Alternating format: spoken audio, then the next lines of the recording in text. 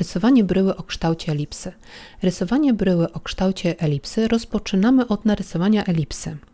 Wpisuję początek hasła elips. Wybieram narzędzie. Zaczepiam pierwszy punkt na pulpicie.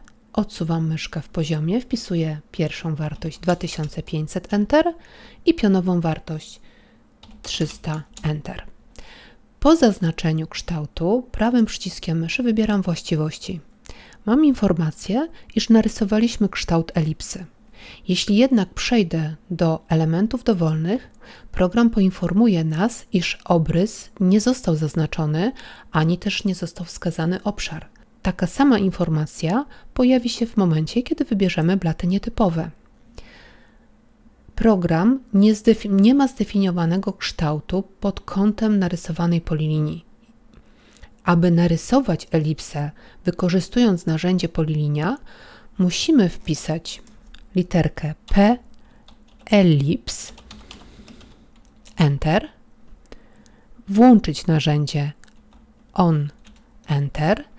W ten sposób uruchamiamy polilinię do rysowania elipsy, czyli powtarzam funkcję elips.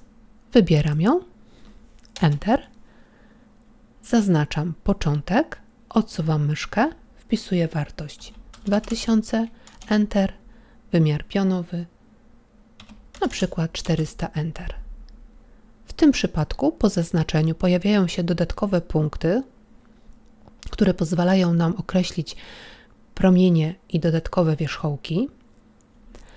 Po wybraniu narzędzi elementy dowolne, narzędzie podpowiada nam, iż możemy narysować na przykład podest na poziomie i określonej wysokości.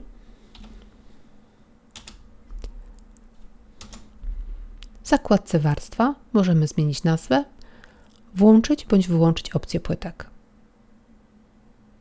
Rysuję obiekt. Przesunę obiekt na bok. Ponownie zaznaczam kształt, wybieram blaty nietypowe i również w tym przypadku mogę narysować blat. Możemy obiekty zobaczyć we wizualizacji. Dziękuję za uwagę.